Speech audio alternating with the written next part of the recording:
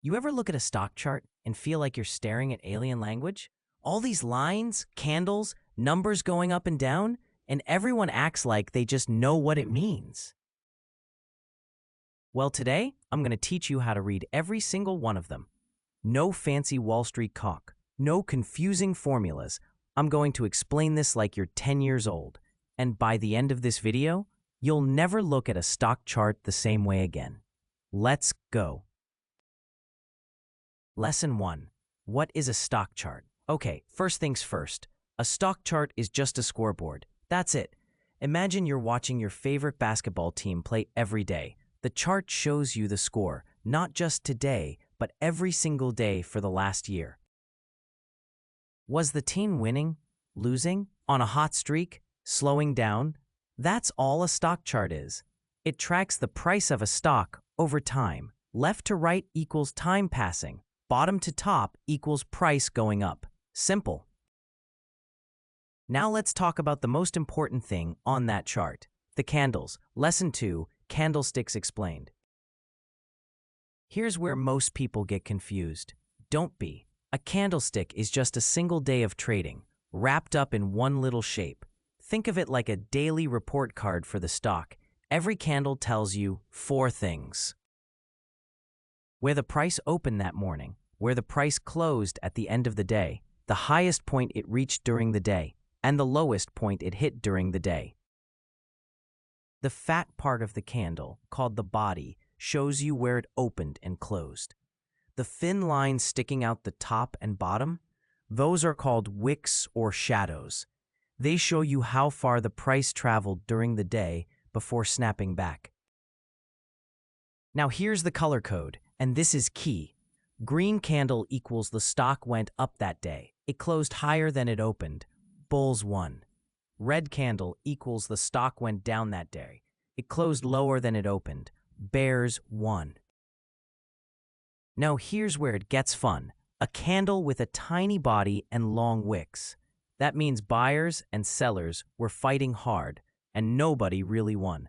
The market is confused, undecided. Traders call this a doji. It's a warning sign that a reversal might be coming. A candle with a big green body and tiny wicks? That means the bulls absolutely dominated that day. Strong momentum, strong move. One more, the hammer candle. Long wick on the bottom, tiny body on top. This means the stock got smashed lower during the day, but buyers came in and pushed it right back up before the close. That's a powerful sign that a bottom might be forming. Remember these 3. They're the ones options traders use every single day. Okay, before we get to the moving averages, you need to understand floors and ceilings. In the stock market, we call them support and resistance. Support is the floor. It's a price level where every time the stock falls to it, buyers show up and push it back up. Think of it like a trampoline. The stock bounces off it. Resistance is the ceiling. It's a price level where every time the stock reaches it, sellers show up and push it back down. Like a glass ceiling, it keeps hitting its head on. Why does this matter for options traders? Because these levels tell you where to buy options and where to take profits. If a stock is bouncing off support, call options. If a stock is getting rejected at resistance, put options. Draw these lines on your chart first. Everything else is just confirmation. Now let's talk about the lines that confuse everyone, moving averages. Here's the simple explanation. A moving average just takes the average price of a stock over a set number of days and draws it as a smooth line. That's it. The 2 most important ones you need to know, the 50-day moving average, the medium-term trend line. Think of it as the stock's mood over the last 2 months. If the stock is above this line, things are generally good. If it falls below this line, things are getting shaky. The 200-day moving average, the big one. This is the long-term health line. Every professional trader, every hedge fund, every institution watches this line like a hawk. If a stock is above the 200-day, it's in a long-term uptrend, healthy. If it drops below the 200-day, that's a red flag, major warning sign. Here's the golden signal traders love.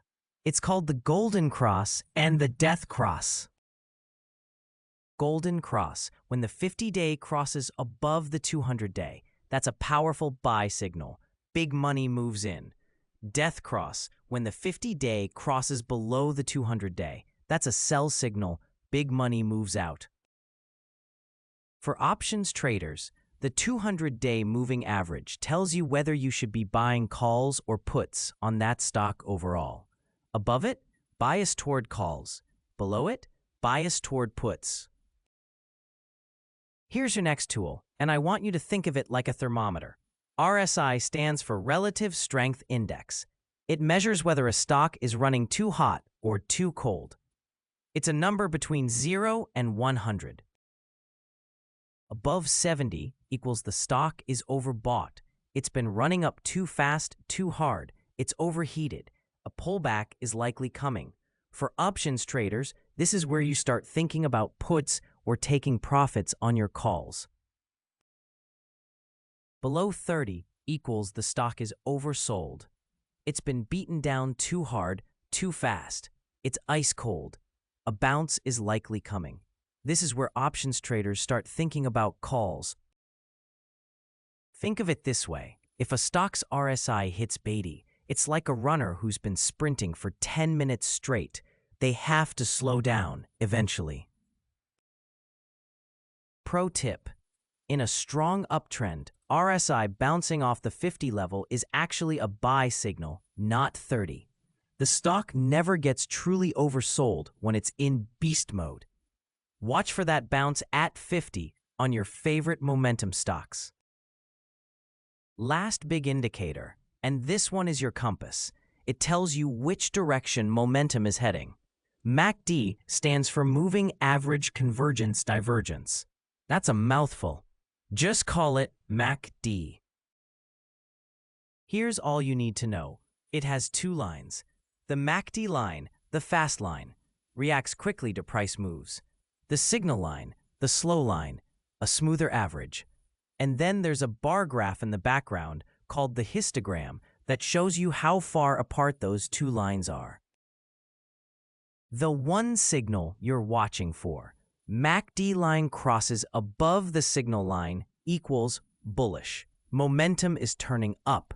Consider calls. MACD line crosses below the signal line equals bearish. Momentum is turning down. Consider puts.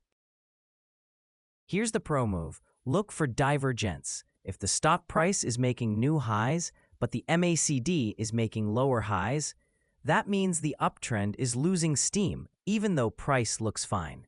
That's the market whispering a warning before it yells. MACD is best in trending markets. RSI is best in choppy, sideways markets. Use them together, and they become incredibly powerful. Okay, now let's put the whole toolkit together. Here's how a smart options trader reads a chart step by step. Step 1. Check the 200-day moving average. Is the stock above or below it? Above equals bullish bias, lean toward calls. Below, bearish bias, lean toward puts. Step 2. Find your support and resistance levels. Where's the floor? Where's the ceiling?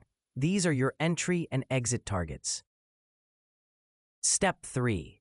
Read the candlesticks. What story is the price action telling? Green candles stacking up. Momentum is strong. Long wicks and doji candles near resistance. Danger zone. Hammer candles at support. Potential bounce. Look for calls. Step 4. Check the RSI. Is the stock overbought above 70 or oversold below 30? Or is it bouncing off the 50 level in an uptrend? This tells you your timing. Step 5. Confirm with MACD.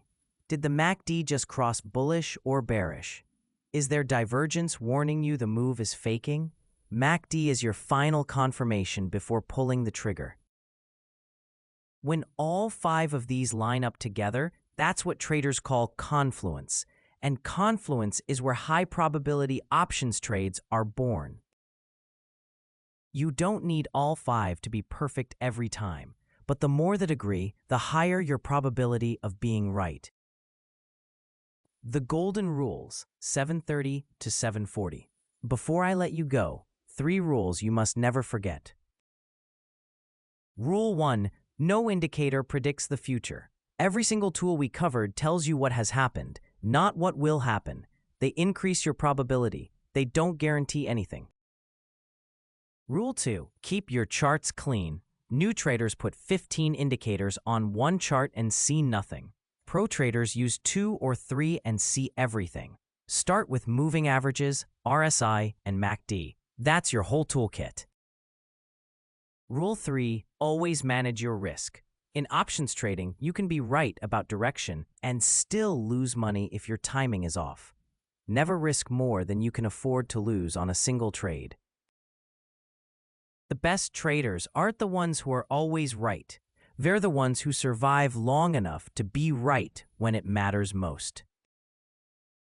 That's your complete beginner's crash course on reading stock charts, candlesticks, support and resistance, the 50 and 200-day moving averages, RSI, MACD, and how to put them all together. Now go pull up a chart, any stock you follow, and start looking at it with new eyes. This is not financial advice. Always do your own research. Drop a comment below and tell me, what was the one thing in this video that finally clicked for you? Like, subscribe, and I'll see you in the next one. And that's a wrap. If you learned something today, hit that like button and subscribe to Covered Wings, because we're just getting started. Remember, let your money fly. I'll see you in the next one. Don't sleep on it.